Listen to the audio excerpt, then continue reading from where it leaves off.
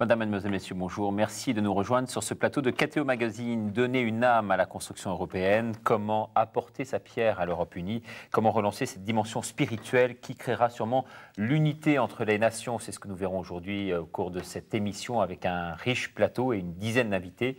Autour de cette table, 5 personnes que je vais vous présenter. Marie-Thérèse Hermange, bonjour Madame. Bonjour. Vous êtes députée au Parlement européen. Merci en tous les cas de nous faire l'honneur d'être avec nous aujourd'hui. À vos côtés, Antoine de Salin, bonjour Monsieur. 7 ans à Bruxelles comme responsable des négociations économiques et financières à la représentation française auprès de l'Union européenne, membre du conseil d'administration des Semaines sociales de France, les Semaines sociales qui fêtent cette année leur centenaire à Lille. Troisième invité, Georges Lawton. Bonjour monsieur, vous êtes protestant, Église réformée de France et vous êtes membre de la communauté du chemin neuf. Vous êtes ici en tant que représentant de la délégation qui s'est rendue récemment à Stuttgart. On en reparlera dans un instant. Quatrième invité, Jean-Dominique Giuliani. Bonjour monsieur. Bonjour. Vous êtes président de la fondation Robert Schuman. Robert Schuman, on le sait, l'un des pères de l'Europe. Merci d'être avec nous aussi aujourd'hui. Et puis Thierry Boutet fait partie de notre plateau. Thierry Boutet, porte-parole de la fondation du service politique, c'est de la fondation qui a lancé la pétition intitulée « Dieu et l'Europe ». Je vous le disais il y a quelques instants, il y a de cela quelques jours, quelques semaines, 10 000 personnes et des représentants de 150 mouvements chrétiens se sont réunis à Stuttgart en Allemagne. C'est en fait la première fois que des communautés et fraternités de confessions chrétiennes différentes, et des mouvements charismatiques également et des centres pastoraux participent ensemble à un congrès. Une opération de grande envergure, suivie pour nous par Emmanuel Peula, prise en charge par la communauté des Focolari, que l'on sait très active, notamment dans le dialogue œcuménique. 9h du matin, samedi 8 mai, banlieue de Stuttgart, des pèlerins venus des 4 coins de l'Europe débarquent par milliers. Un rassemblement des chrétiens d'Europe pour fêter l'entrée des 10 nouveaux pays dans l'Union, intitulé « Ensemble pour l'Europe ». Une première de par l'ampleur et la diversité des confessions réunies, avec plus de 150 mouvements protestants, catholiques et orthodoxes. J'aime beaucoup l'idée de faire l'unité entre communautés et confessions. Je pense que nous avons besoin de cette unité en Christ pour l'Europe. Je pense que c'est très important car l'Europe a beaucoup de divisions. Et bien que l'Europe se soit élargie ces dernières semaines, elle connaît encore des divisions. Eh bien, c'est une manière de guérir toutes ces divisions. Je crois que chaque personne a un rôle à jouer dans l'Europe d'aujourd'hui. Je crois que si on reste fidèle à sa propre conviction, mais justement ouvert pour tous les autres, et on essaye de découvrir la richesse aussi dans les autres, qu'on peut vivre ensemble et justement que chaque personne peut donner une contribution à l'Europe. À l'intérieur, plus de 10 000 personnes réunies. Une journée retransmise dans 160 villes en Europe et dans le monde, suivie ainsi par près de 100 000 personnes. Un rassemblement fruit de longues années de dialogue œcuménique pour dire, à l'heure de l'Europe élargie, l'engagement des chrétiens en faveur de l'unité. Je pense que c'est une étape fondamentale parce que nous regardons vers le futur d'une Europe des peuples, d'une Europe où les gens se sentent non seulement habitants de leur propre pays, mais aussi européens et chrétiens. Ce mouvement, qui est un mouvement de base, contribuera à donner un esprit au processus européen. Une journée débat pour prendre le temps aussi de relire un passé douloureux. La division des chrétiens au long de l'histoire européenne. L'horreur de la Shoah et la naissance de la jeune Europe dans les cendres de la guerre. Et au milieu de cela pourtant, la force du pardon et de la réconciliation. Je suis très heureux que ce rassemblement ait lieu en Allemagne. Nous avons, nous, Allemands, une grande responsabilité dans la construction de cette nouvelle Europe. Nous qui avons une histoire très noire, nous voulons, aujourd'hui, apporter un peu de lumière au futur de l'Europe, fort de nos valeurs chrétiennes et des Saintes Écritures. Invité d'honneur de cette journée, la jeunesse. Des jeunes des Focolari et de San Egidio, véritables chevilles ouvrières de ce rassemblement, mais aussi de très nombreux autres mouvements catholiques et protestants. Une jeunesse européenne venue dire ses aspirations pour l'Europe élargie et sa foi dans son âme chrétienne.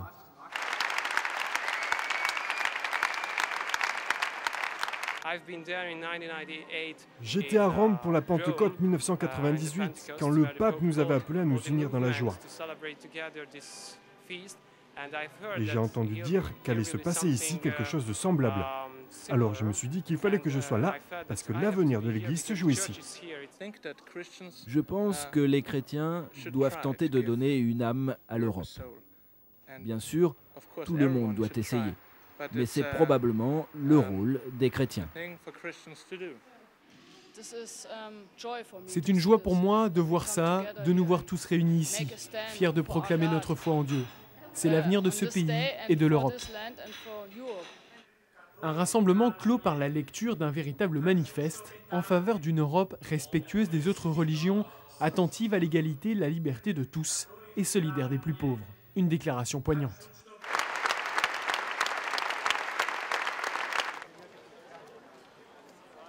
« 18h, la journée touche maintenant à sa fin. Le moment est venu de prendre le chemin du retour, direction Strasbourg pour certains.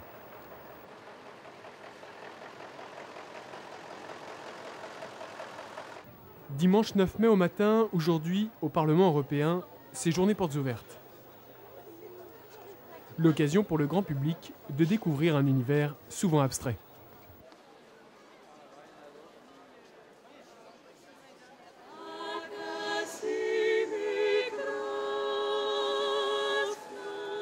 Pour fêter l'événement, des animations pour petits et grands, une manière de rendre plus accessible cette institution prestigieuse à tous les curieux.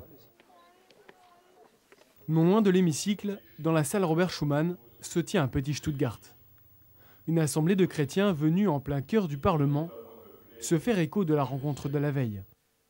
Lorsque nous avons su qu'un grand rassemblement aurait lieu à Stuttgart, qui n'est pas très loin de Strasbourg, il y a à peu près un an, nous avions eu l'annonce de cette manifestation, Ensemble pour l'Europe.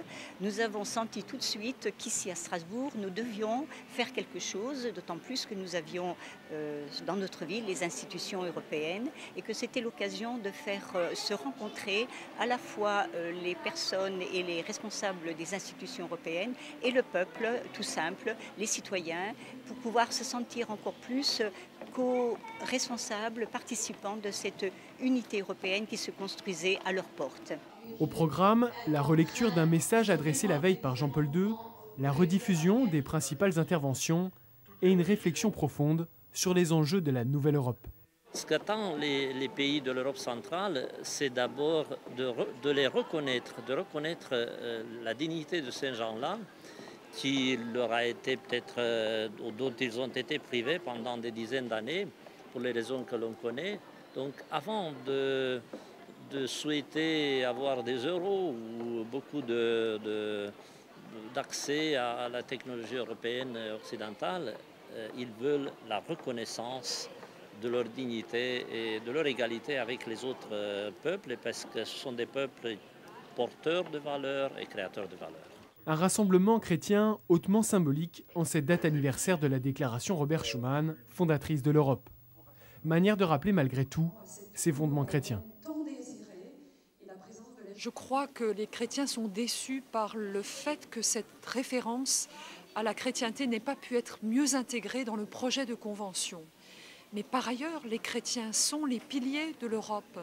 Ils doivent continuer à construire une réflexion solide et partagée, être les moteurs, en quelque sorte toujours en avance d'une Europe pour pouvoir défendre la place de la chrétienté, mais aussi le respect de l'autre, la foi, qui sont des fondamentaux. Les chrétiens toujours moteurs de cette nouvelle Europe à 25, une piste pour tous les croyants à vivre maintenant au quotidien.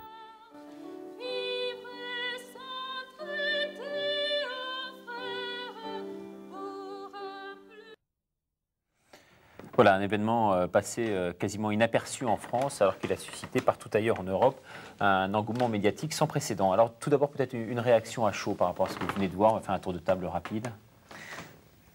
Écoutez, personnellement, je n'ai pas pu aller à Stuttgart, mais je suis allée à l'UNESCO le même jour, puisqu'il y avait une retransmission aussi à l'UNESCO avec 1 millier de jeunes.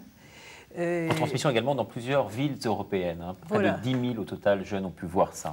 1 millier de jeunes à Paris qui témoignaient de leur engagement, de leur foi.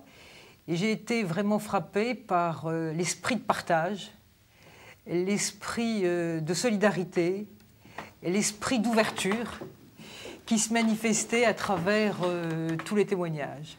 Frappée, mais presque bouleversée. Parce que quelque part, il n'est pas innocent que cet événement, puisque c'est la première fois qu'il se produit, ait lieu au moment même où 10 pays viennent de rejoindre l'Union européenne, 10 pays pour lesquels, pour certains d'entre eux, l'idée de religion n'a jamais été considérée comme une aliénation, mais a été bien souvent considérée comme un facteur de liberté. Et je trouve qu'au moment où, 2 jours après, nous montions au Parlement européen les 10 drapeaux, moment très très émouvant, ce symbole d'ouverture manifesté à Stuttgart, à Paris, à Strasbourg, est un témoignage peut-être de la mission des chrétiens dans l'Europe de demain. Alors on reviendra bien sûr sur l'Europe des 25, hein, peut-être une Europe à 2 vitesses. On reviendra à ça au cours de cette émission. Monsieur, une réaction? C'est magnifique, tout y est. La mémoire de ce qui nous a divisés, le pardon, la réconciliation, la solidarité, la découverte de l'autre, que l'on ne connaît pas bien, y compris à l'intérieur de l'Union européenne. Non, je crois vraiment que c'est un superbe moment. Et qui est capable d'organiser une rencontre de 10 000 jeunes sur un sujet a priori aussi austère que la construction de l'Europe, mais aussi important que l'ensemble de ces mouvements? Mais concrètement, vous pensez que ça peut vraiment relancer la dynamique de la vie sociale, culturelle, communautaire?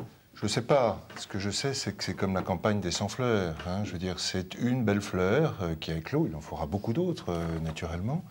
Mais on passe son temps à se plaindre du fait que l'Europe est trop bureaucratique, trop éloignée des préoccupations des gens. Et bien là, on a un témoignage du fait qu'il y a 10 000 personnes, 10 000 jeunes qui sont capables de se réunir pour parler de ces sujets-là et faire sans doute des propositions. Donc, je trouve ça tout à fait exceptionnel. Ah, vous étiez au cœur de cette délégation, avec notamment des gens qui vous entourent ici, qui sont disséminés dans le public. Est-ce que vous pouvez nous donner un commentaire un peu à chaud encore sur cet événement d'importance? Une grande joie, parce que je participais donc uniquement à la journée à l'UNESCO, et une grande joie quand on s'est vu en duplex avec toutes ces villes européennes. On a eu des duplex en temps simultané, on a découvert, et c'est pas 10 000 jeunes, hein, c'est 100 000 personnes qui se sont réunies. 100 000 personnes qui sont réunies dans plus... Par la vidéo interposée. Oui, mais qui se sont réunis physiquement dans 150 villes. Donc 100 000 personnes se sont réunies un jour J, se sont réunis avec... et j'ai eu l'impression d'une grande joie quand même, parce qu'il y avait un partage réel qui se faisait, il y avait une espérance. Et je crois que ce mot d'espérance qui est cher au cœur de tous les chrétiens, bien sûr, est sorti de ces journées. On a vécu quelque chose de superbe. J'ai été, moi, je dois dire, ému et joyeux, parce qu'on se rend compte que c'est vrai que ça n'a pas été très médiatisé, mais ça a existé, c'est un début. Ce sont des communautés et des mouvements qui sont internationaux, qui passent à travers les frontières et qui ont organisé ça. Ce sont des mouvements de laïcs, des jeunes, des vieux, des engagés, et je trouve que c'était vraiment quelque chose d'extraordinaire. Ah, c'est vrai que jusque-là, le dialogue œcuménique connaît des étapes pour le moins difficiles. Est-ce que vous pensez que ça permettra concrètement de relancer l'unité des chrétiens? Le mouvement œcuménique est un mouvement irréversible. Irréversible. J'en suis intimement persuadé. Vous le savez dans la présentation, je fais partie d'un foyer interconfessionnel. Mon épouse est catholique, je suis moi-même protestant réformé. L'œcuménisme, pour moi, n'est pas un vain mot, il est obligatoire. C'est quelque chose sur lequel... Mais on a du mal à le voir se traduire dans les faits au quotidien. Écoutez, chez moi, c'est tous les jours. Chez moi, c'est tous les jours. Je peux en témoigner. C'est vrai Merci d'être venu, en tous les cas. Parce que vous êtes marié avec une catholique. Hein, je suis marié avec une catholique et je suis membre d'une communauté catholique à vocation œcuménique. Donc, je vis et je m'engage dans l'œcuménisme tous les jours. Tous les jours. Et je pense que dans ces mouvements chrétiens, ces différentes communautés, il y a des communautés à vocation œcuménique. Toutes se sont réunies, ont travaillé ensemble. C'est une des clés. Je crois que les chrétiens doivent s'unir et que l'unité des chrétiens est très importante et peut-être également un témoignage. L'unité des chrétiens va aller plus loin que l'unité des chrétiens et va se tourner vers les autres. Alors des thèmes, on l'aura vu, à la fois sur l'engagement politique, mais également pour l'engagement pour la paix, qui est essentiel aujourd'hui. cette réunion aura porté ses fruits là aussi. Absolument. Vous savez qu'avec la Fondation Robert Schuman, nous avons lancé une grande campagne d'explication et d'adhésion populaire à l'élargissement. Bien sûr, c'est une démarche qui s'inscrit tout à fait dans cette formidable initiative et qui est destinée à mieux connaître l'autre, mieux partager, pardonner aussi, c'est vrai, mais comprendre, aider, partager ensemble et avoir une espérance pour l'avenir.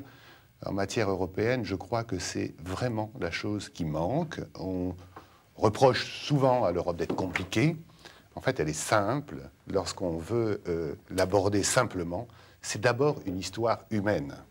C'est d'abord une histoire d'engagement, de raison et d'espérance pour l'avenir. Donc quand je vois des événements comme cela, je suis transporté de joie, mais je sais aussi que c'est difficile de traduire les dossiers, la technique, en espérance et en enthousiasme. Et ça, c'est un des travaux les plus compliqués que font les parlementaires européens, tous les mouvements comme le nôtre. Oui, on y reviendra notamment dans un instant. Peut-être un dernier avis sur le reportage. Avec vous, Thierry Boutet, c'est vrai que vous voyez, vous, les choses d'un point de vue aussi également politique. On peut être surpris par un journaliste, mais c'est vrai que vous militez pour un mouvement aujourd'hui qui se lance dans cette bataille pour faire entendre l'âme spirituelle de l'Europe. Oui, moi je crois qu'il faut se réjouir de ce qui se passe à Stuttgart. Je suis tout à fait d'accord avec ce qui a été dit sur l'espérance. C'est un signe d'espérance. Moi je me réjouis aussi d'une chose, effectivement, c'est qu'on reproche souvent aux chrétiens d'être un peu frileux en politique et particulièrement aux jeunes d'avoir un peu de mal à s'engager. Et en fait, on voit bien qu'à travers ce qui s'est passé à Stuttgart et dans toute l'Europe, les chrétiens et les jeunes chrétiens sont au rendez-vous des grandes questions politiques de demain, comme ça a toujours été. Et ça, je m'en réjouis beaucoup. Les chrétiens ont été en Europe toujours des signes, enfin, ont toujours été porteurs d'une espérance, et ils le sont encore, et c'est très bien. Et vous venez de le dire, c'est vrai qu'on sait, avec la Fondation de services politiques, qui n'a rien de politicien, mais qui s'engage aussi sur des grands thèmes, des grands sujets de société, c'est vrai qu'on s'est engagé dans le cadre de la coordination européenne à faire signer une pétition demandant que l'héritage judéo-chrétien de l'Europe soit mentionné dans le préambule. Et c'est vrai là aussi que 1 million d'Européens l'ont signé, 55 mouvements qui représentent plus d'une centaine de millions d'adhérents l'ont signé. Et on sent très bien que les chrétiens ne sont pas absents des grands enjeux politiques qui sont français, mais qui sont en l'occurrence européens. Alors justement, je me tourne bien sûr vers vous, parce que ne pas inscrire l'identité chrétienne de l'Europe dans le préambule de la Constitution, ça peut paraître très surprenant. Vous montez au créneau, vous êtes même monté en première ligne, vous avez déposé un amendement, et pourtant, pour l'instant, cette proposition est restée lettre morte. Oui, alors, d'abord c'est un fait, dire que la culture européenne plonge ses racines dans la civilisation gréco-romaine, enrichie du judaïsme, de l'islam, mais elle a un sceau, une marque commune, c'est bien évidemment le christianisme. C'est la raison pour laquelle, lorsque, avec un certain nombre d'autres collègues, j'ai vu le texte tel qu'il était présenté dans ce petit livre, traité instituant une constitution pour l'Europe, dans le préambule, texte qui dit la chose suivante, il faut bien dire aux téléspectateurs. S'inspirant des héritages culturels, religieux et humanistes de l'Europe, dont les valeurs toujours présentes dans son patrimoine ont ancré dans la vie de la société sa perception du rôle central de la personne humaine. Lorsque j'ai vu ce texte, j'ai proposé donc avec un certain nombre d'autres parlementaires, à mon groupe politique, le PPE, de présenter un amendement disant la chose suivante, s'inspirant des héritages culturels religieux, et notamment la pensée judéo-chrétienne. Et cet amendement qui, lorsque les parlementaires ont été consultés sur le traité instituant une constitution pour l'Europe, a été voté par environ 230 de mes collègues et 288 parlementaires ont voté contre. Donc, nous avons été un certain nombre à faire un effort pour que cette référence soient mentionnées dans la Constitution. Alors la Constitution n'est pas encore adoptée, certains essaient de faire en sorte que cet héritage puisse être mentionné. Ceci étant, je crois qu'à côté du fait qui n'est pas à contester, nous avons aussi une autre mission. C'est bien d'inscrire des racines dans un texte, mais l'important, comme on vient de le voir à travers cette émission, c'est de faire vivre ces valeurs dans cette union que nous avons à réinventer tous les jours. On aura vu à travers le reportage que les jeunes intègrent précisément ces valeurs de solidarité. Est-ce qu'on peut se poser la question finalement? C'est vrai qu'ils les intègrent, mais vous avez dit tout à l'heure que l'événement n'avait pas été médiatisé. Et je voudrais dire quand même qu'il est incroyable que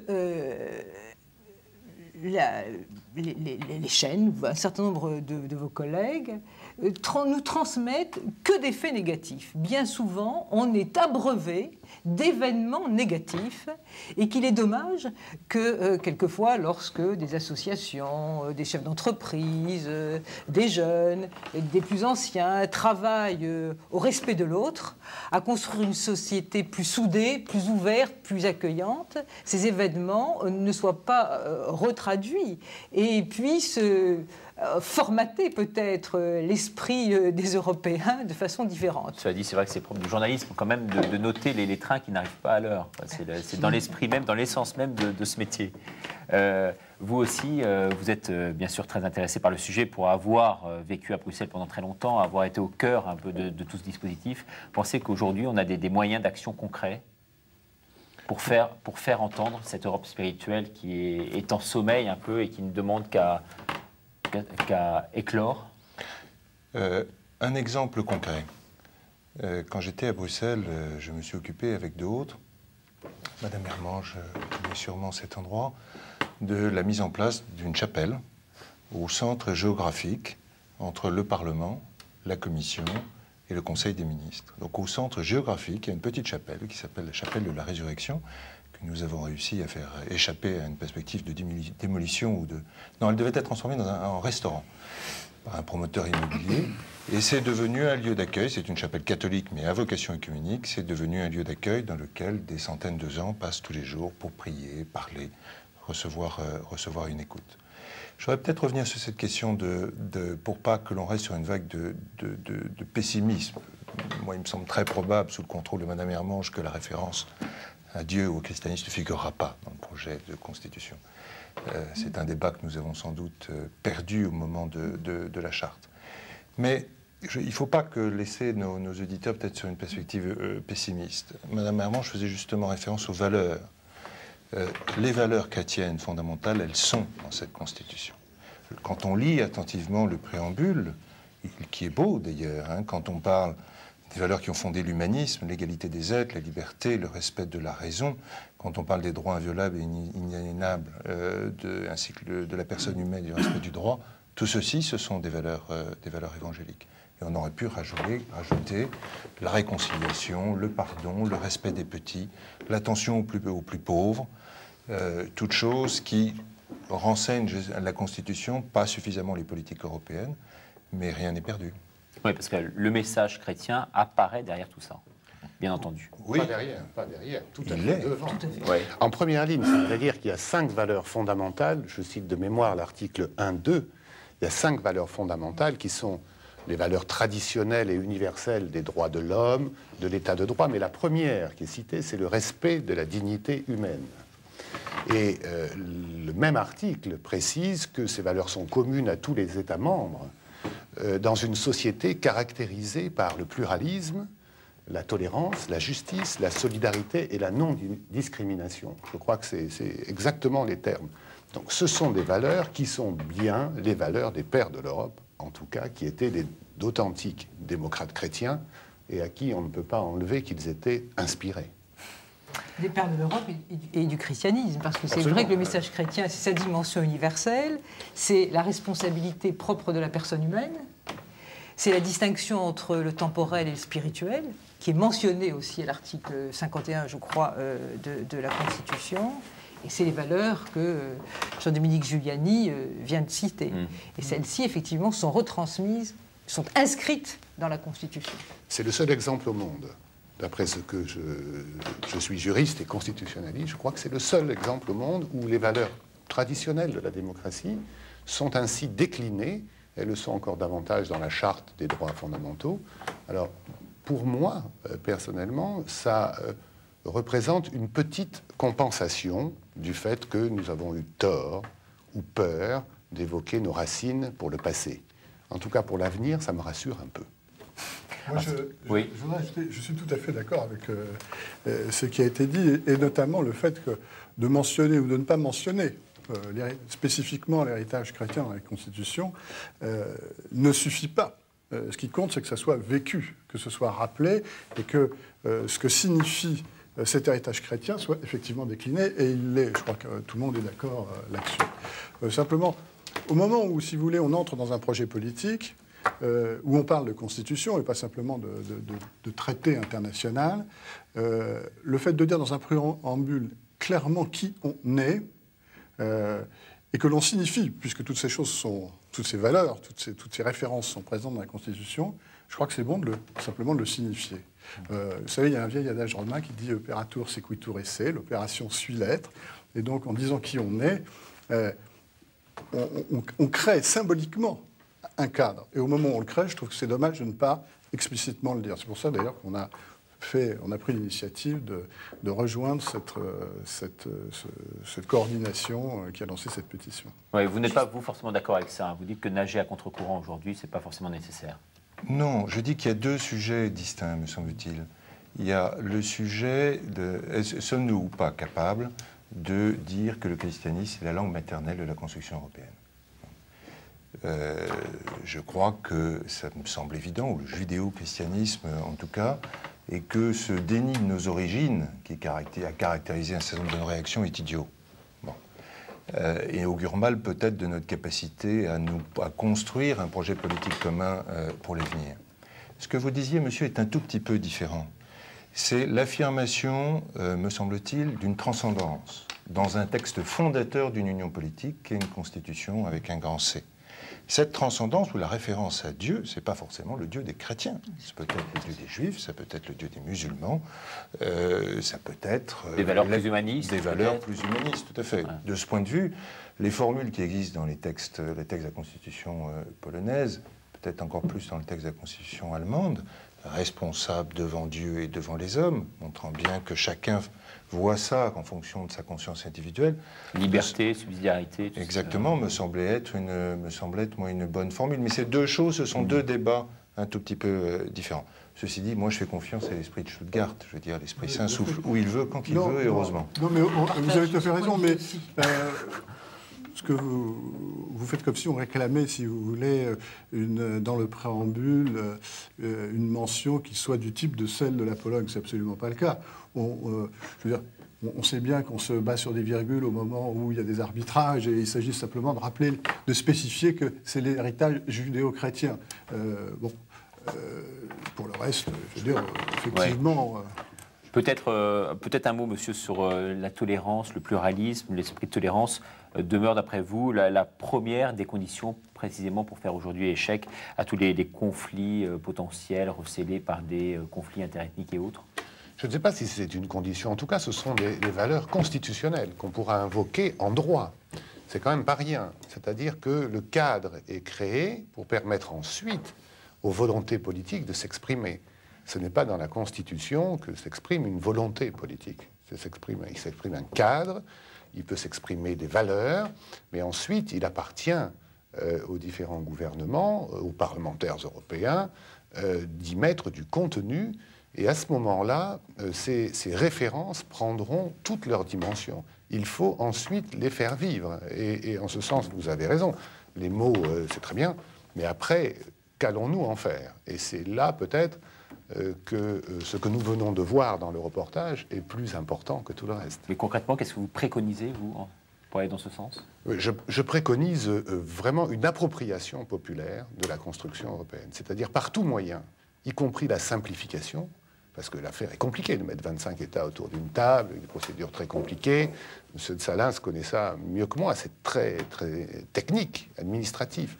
Donc je considère que plus le Parlement européen est visible, plus les élus ont à dialoguer avec leurs électeurs, plus à ce moment-là, le contenu institutionnel de l'Union européenne peut s'enrichir. On en est encore loin, mais on sent que ça commence. Juste une question dans le public. Une question dans le public, et madame, je vous donne la parole. Juste un complément à ce propos sur les débats sur les références chrétiennes inscrites dans la Constitution européenne. C'est vrai que Stuttgart, ça a été la journée du 8 mai, mais en fait, c'était 3 jours complets. Et les 2 premiers jours rassemblaient 2000 participants, de membres actifs de ces mouvements. Et l'après-midi, on se retrouvait autour de forums sur des thèmes précis, dont l'un concernait justement la Constitution européenne, l'engagement en politique des chrétiens, etc. Et c'est vrai qu'on a regretté ces références inexistantes, ou en tout cas telles qu'elles étaient rédigées. Mais au final, on s'est dit, bon, on le regrette, mais nous, la chose qui importe, on essaie de le vivre au quotidien. Et c'est vrai que l'engagement qu'on a pris à Stuttgart, ensemble, à 2000 le 7 mai, à 10 000 le 8 mai, et moi qui me donne beaucoup de joie et beaucoup d'espérance, c'est ce pacte d'amour réciproque qu'on a fait entre nous, d'aimer le mouvement de l'autre comme le nôtre, d'aimer le pays de l'autre comme le nôtre. Et ça, c'était un moment très fort à Stuttgart. Et je pense que c'est une des clés qui va nous permettre, nous jeunes, et puis toute l'Europe, d'avancer et de la construire. Quoi. Seule une vision globale de l'homme peut fonder cette conscience, d'après vous. Non, mais je crois que c'est un très très bon débat, parce que tout ce qui nous sortira des débats purement techniques sur la construction européenne, équilibre des pouvoirs ou questions économiques, mais qui nous mettra en face des vrais enjeux, est un bon débat. Donc, quel que soit l'avenir, effectivement, du préambule de la Constitution européenne, je pense qu'on est sur un très bon débat. Et rien que pour ça, je pense que ça vaut la peine qu'on s'exprime, qu'on puisse dire ce qu'on désire en tant que chrétien, qu'on soit catholique ou protestant. Moi, je suis à moitié catholique, à moitié protestant, parce que j'ai un père qui est protestant. Donc je vis aussi l'écuménisme au quotidien. Donc, je trouve ça très bien. Et je me réjouis que les Français, qu'on en discute, que des gens signent, que des gens ne veulent pas signer, pour des raisons, etc. Parce qu'on sort enfin des débats purement techniques et on est sur les vrais enjeux qui sont culturels, qui sont politiques, qui sont le projet, etc. Et puis après, advienne que pourra. Par rapport à ce que disait Jean-Dominique Giuliani, c'est vrai que pour un parlementaire qui, lorsqu'il siège au Parlement européen, élabore quelques normes dans différents domaines, que ce soit le domaine de la santé, de l'environnement et autres, en appuyant en fait sur le bouton, souvent on se demande où est l'homme dans l'ensemble de ces réglementations, ou bien lorsqu'il y a des textes à dimension économique, industrielle. C'est la raison pour laquelle, en tout cas, le groupe auquel j'appartiens, le PPE, a l'habitude de se réunir régulièrement et d'élaborer des chartes qui sont des préalables, quelque part, au projet politique qu'il présente aux électeurs. C'est ainsi, par exemple, que nous avons la déclaration de Berlin, qui date d'il y a 5-6 ans, qui définit bien l'ensemble des références auxquelles les membres qui appartiennent au groupe PPE et au parti du PPE, c'est-à-dire le Parti populaire européen démocrate chrétien, s'engagent. Et je crois que c'est important que les hommes et les femmes politiques puissent aussi non seulement avoir des exemples comme ceux de Stuttgart, mais puissent aussi avoir des moments de réflexion pour élaborer non pas exclusivement une Europe des marchandises, que nous avons largement construit depuis 50 ans, mais construire une Europe des hommes. Car en fait, c'est cela, ce que les citoyens demandent, la construction d'une Europe des hommes plus ouverte, plus accueillante, plus humaniste à tous. Parce qu'on a l'impression qu'effectivement, les hommes politiques sont un peu déconnectés de la réalité. Donc quand ils sont en plus hommes politiques européens, ils pourraient l'être d'autant plus.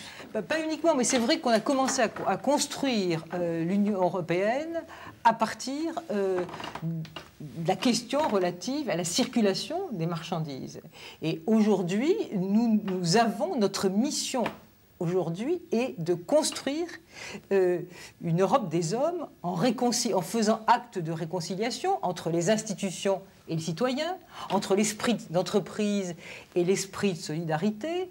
Et c'est cette mission qui est une mission passionnante aujourd'hui, qui participe aussi de la réunification. Non seulement géographique, mais intellectuellement, spirituellement, humainement. Vous voulez réagir ? Non, je suis évidemment d'accord, mais je voudrais pas qu'on dise trop de mal de l'Europe des marchandises. Même si, encore une fois, je suis d'accord avec le... Non, bien sûr, avec ce qu'a dit Mme Hermange. Je veux dire par là que la paix par le commerce, ça existe aussi. Et que l'intégration économique comporte en elle-même des vertus, et en plus, elle est un facteur de croissance et d'enrichissement. Le problème de l'Europe aujourd'hui, c'est que, si j'ose dire, l'Europe est en retard sur l'euro. C'est-à-dire qu'on est devenu extrêmement intégré sur le plan économique, sur le plan monétaire, sur le plan commercial, sur le plan financier. Toutes nos grandes entreprises vivent et agissent comme des entreprises européennes ou des entreprises mondiales. Mais que la politique est en retard. C'est-à-dire qu'on a des États-nations on a une Europe qui n'est pas suffisamment intégrée pour être efficace, pour bien gérer la circulation des marchandises et l'économie d'un côté, et de l'autre, on a des États-nations qui sont affaiblis parce qu'ils ont d'ores et déjà transféré un certain nombre de compétences à Bruxelles. Et donc je crois qu'il est important que l'Europe politique, avec le nécessaire respect du principe démocratique qui va derrière, accompagne l'intégration économique. On n'en est pas là et beaucoup de choses vont se jouer dans les 2 ans, qui viennent. Avec des transferts qui vont avoir lieu progressivement. Là aussi... Monsieur veut prendre la parole, excusez-moi. Moi, je voulais simplement réagir et apporter, sans m'être consulté avec les autres mouvements et communautés, mais je pense que nous sommes prêts à vous apporter tout le soutien de toutes les communautés et les mouvements.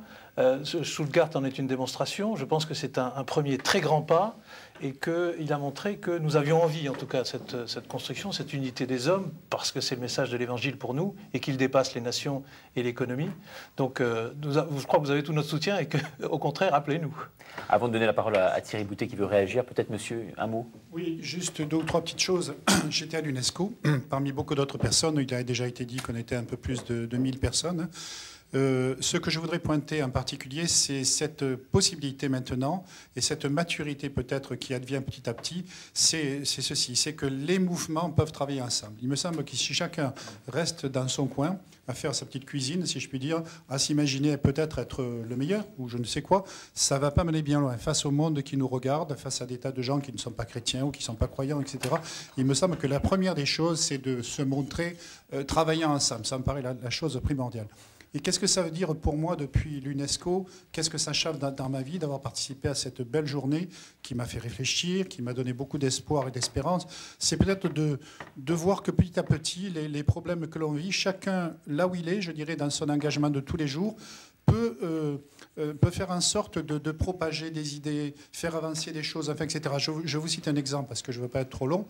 Personnellement, j'ai été pendant 30 ans éducateur spécialisé. Je me suis occupé d'intégration de personnes handicapées mentalement dans le milieu ordinaire de travail. C'est un sujet qui m'a passionné. J'ai passé 30 ans à organiser des stages pour des personnes mentalement handicapées et à essayer de leur trouver des emplois définitifs. Je vous dis, boulot passionnant. Mais si je reste dans mon petit truc à moi, maintenant je suis à la retraite, je ne vais pas aller très loin. Mais si je partage ça avec d'autres au niveau français et maintenant à niveau européen, parce que je sais que dans certains pays, l'intégration des personnes handicapées est plus avancée qu'en France, à ma connaissance. Bon, je ne citerai pas les pays, peu importe, je dirais. Mais en échangeant avec d'autres, en essayant de partager avec d'autres, en essayant de tirer la charrue sur ces problèmes ô combien importants, parmi d'autres, je dirais avec d'autres, je crois que ça va faire avancer tout le monde d'un cran et je pense qu'on y arrivera. Voilà. Merci beaucoup de votre intervention, monsieur. Thierry Boutet. Je voulais simplement dire que l'Europe a toujours été un continent extrêmement ouvert sur le plan culturel et que probablement la culture européenne a plus le sens de l'universel que d'autres cultures. Donc l'Europe a vocation à s'élargir et à s'élargir encore. Bon. Mais ça ne sera possible, effectivement, que si les Européens demeurent sur le plan de leur identité, restent avec des références très fortes. Bon, c'est pour ça que je pense que le fait de cette mention chrétienne dans la Constitution est une bonne chose et que tout ce qui pourra manifester dans les institutions, mais aussi à travers des événements, à travers des initiatives qui manifesteront la présence chrétienne et l'identité chrétienne de l'Europe, sera une bonne chose, précisément parce que l'Europe ne doit pas rester fermée sur elle-même, elle doit être très ouverte. Mais pour être ouverte, il faut savoir qui on est. Ouais. Voilà. Donc elle doit s'ouvrir aux pays du sud-est européen, et je à la pense, Turquie. oui, bien sûr, à la Turquie, etc.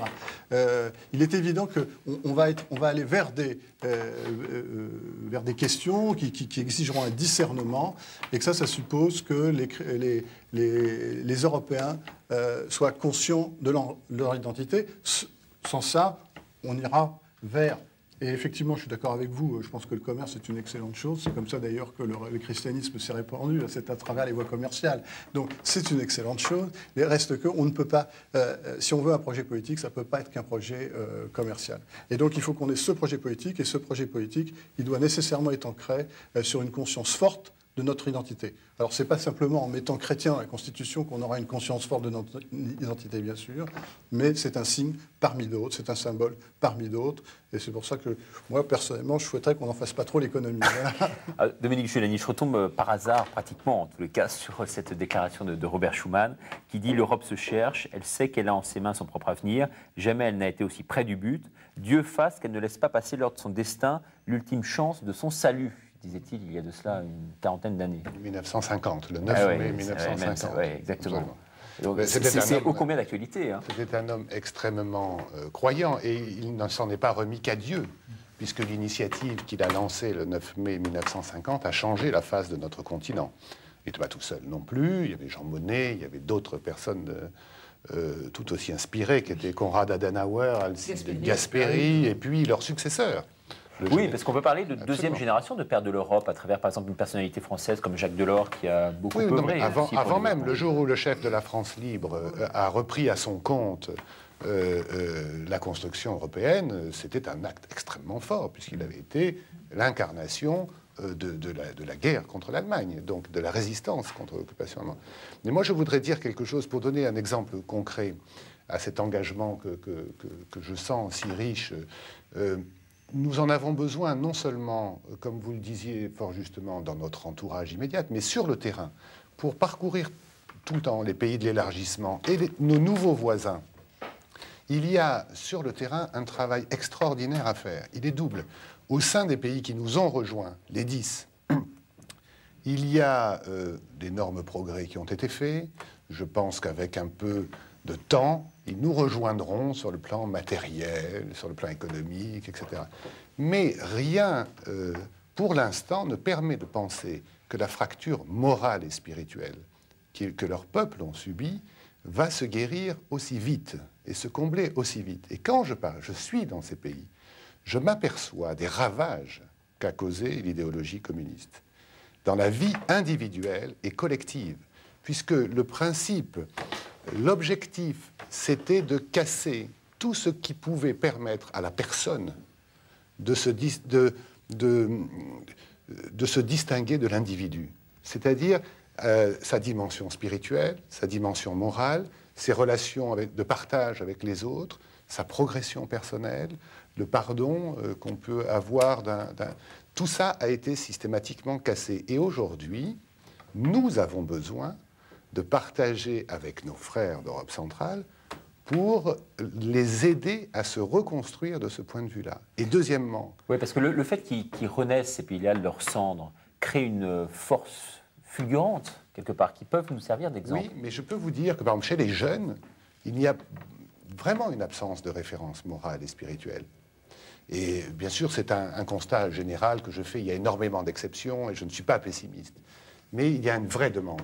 Il y a une vraie demande. Et il y a encore pire que les 10 qui nous rejoignent. Il y a ceux qui ne nous ont pas encore rejoints. Vous parliez des Balkans. Alors là, c'est encore pire. C'est encore pire, si je puis dire. Le degré de matérialisme haineux qui est dans la tête des peuples de ce continent déchiré, malgré tout le travail qu'on peut faire, il reste encore un travail considérable. Il est moral et il est spirituel. Je crois que, oui, je vous rejoins tout à fait, puisque dans notre communauté, nous avons beaucoup de frères qui viennent de ces pays-là, et la communauté, depuis bien longtemps, et les autres communautés et mouvements aussi, sont présents dans tous ces pays depuis de nombreuses années. Tout de suite après la chute du mur, je veux dire, nos frères sont partis là-bas, nous avons créé des sessions de formation. Aujourd'hui, nous avons des écoles de langue où nous accueillons ces frères des pays de l'Est qui viennent se ressourcer chez nous pour repartir après là-bas.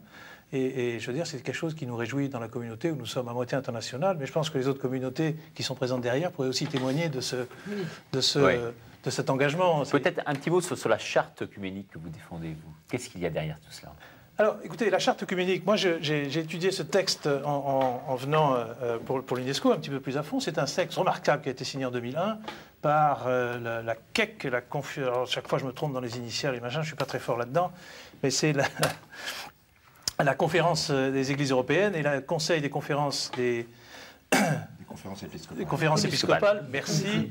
Et je dois dire que c'est remarquable, c'est que ce sont les églises qui, il y a 3 ans, ont signé une charte œcuménique sur laquelle les mots sont très forts. Nous nous engageons, et ce terme « nous nous engageons » est repris à une vingtaine de reprises sur 10 points. Je ne l'ai pas avec moi, mais on pourrait les reprendre, c'est un peu long, mais qui témoignent de tous ces éléments qui sont essentiels à la foi chrétienne, du partage, de la fraternité, du respect de l'autre, de l'ouverture au judaïsme, et je pense que c'est très important, de l'ouverture également aux autres religions avec le dialogue interreligieux. Et cette charte œcuménique, signée par les églises, a été aujourd'hui, moi je trouve, un petit peu relayée par ce mouvement de Stuttgart qui a été créé par des laïcs.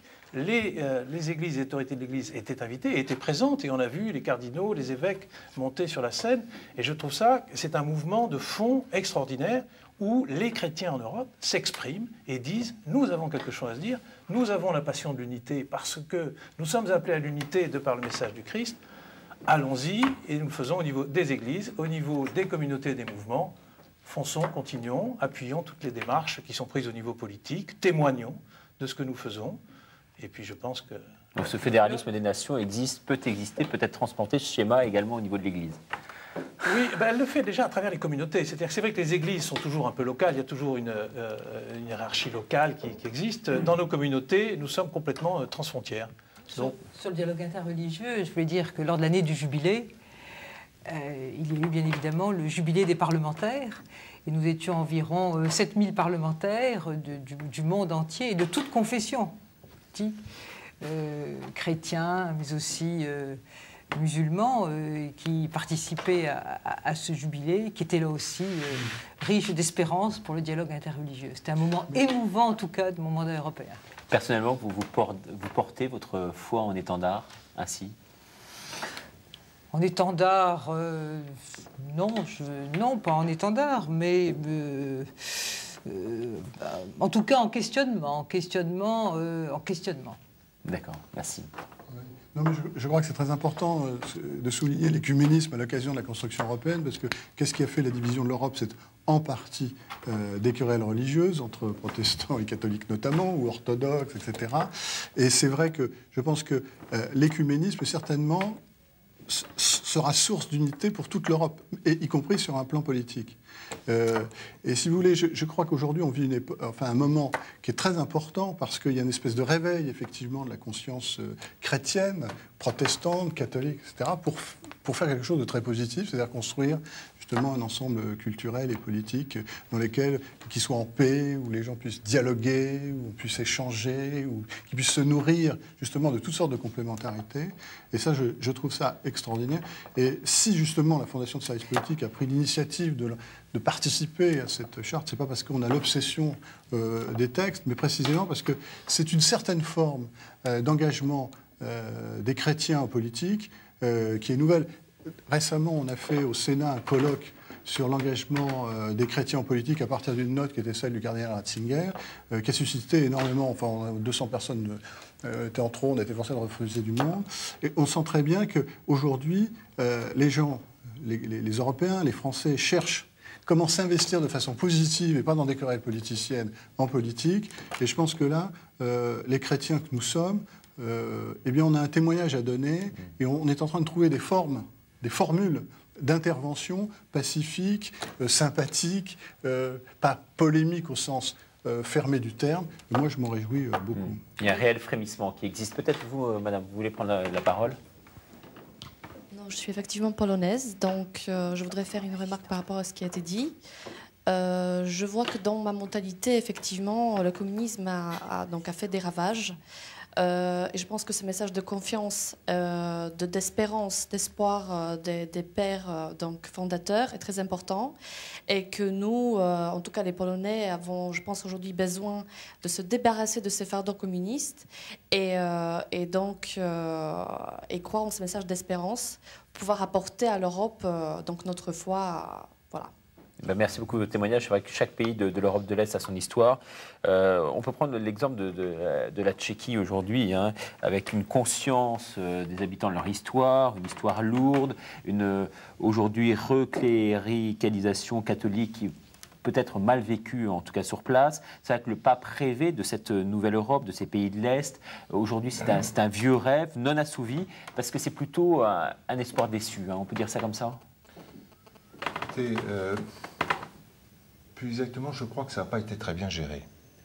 Est-ce que ça pouvait l'être? Ça, c'est une autre question. Mais je veux dire, il n'y a évidemment pas de question à poser sur ce que l'on peut appeler une unification, une réunification en fonction de la vision qu'on a de l'histoire de notre continent. C'est probablement une réunification. Mais je me souviens d'un article de Milan Kundera, il y a quelques années, dans lequel il commençait en rappelant cette anecdote absolument magnifique, qui va dans le sens de ce que disait Jean-Dominique Giuliani tout à l'heure, sur ce que disait le directeur, un de vos collègues, le directeur de l'agence de presse hongroise, au moment des événements de 1956, quand les chars russes étaient en bas de l'immeuble et que donc la station allait être coupée.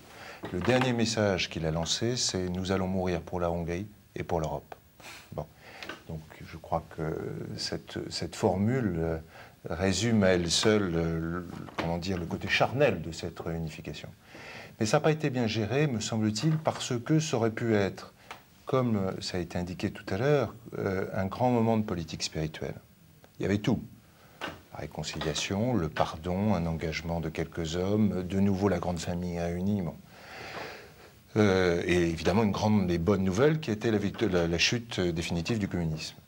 C'est devenu quand même une grande négociation de marchands de tapis. Il faut être honnête. Et ça va le rester. Ça va le rester parce que... Donc l'Europe à 25 est une utopie pour vous? Non, non, non, c'est pas une utopie. Non, non, il va falloir prendre des problèmes à bras-le-corps. Mais ça va être d'autant plus compliqué que c'est construit sur un certain nombre d'ambiguïtés. Et notamment l'ambiguïté économique, qui est que les pays de l'Ouest ne veulent pas et ne peuvent plus mettre autant d'argent sur la table pour aider les pays de l'Est qu'ils n'en ont mis pour les élargissements précédents, notamment les élargissements vers l'Espagne, le Portugal, etc. Oui, et donc il y a une certaine ambiguïté qui risque, un jour ou l'autre, de poser des difficultés. C'est la raison pour laquelle il y a actuellement une redéfinition de toute la politique de ce qu'on appelle des fonds structurels, c'est-à-dire des subventions qui sont versées par l'Europe sur certaines régions du continent européen, qui au départ se manifestaient pour combler exclusivement des disparités économiques et géographiques. Ça va l'être encore, mais par rapport à l'élargissement, il y a une redéfinition de cette politique en disant nous allons prendre d'autres critères, l'innovation, la création d'emplois, l'environnement, et je n'ai plus en tête le quatrième, et à partir, si nous recevons un certain nombre de projets qui correspondent à ces objectifs, nous les financerons. Autrement dit, des régions d'excellence pourront demain participer, recevoir des fonds structurels européens. Donc il y a tout un débat actuellement qui est conséquent. En tout cas, je vous remercie infiniment à tous les 5 et puis au public d'être venu participer également à cette émission KTO Magazine. N'hésitez pas à nous envoyer vos réactions par rapport à cette émission et à la place qu'occupe l'Europe aujourd'hui dans le monde et à cette âme européenne qui est en train de se développer, manifestement, on l'aura bien compris. Voilà, à l'adresse ci indiquée dessus, avec le site internet également qui fonctionne très bien. Vous pouvez également dessus revoir cette émission qui vient de se dérouler. Merci et à bientôt.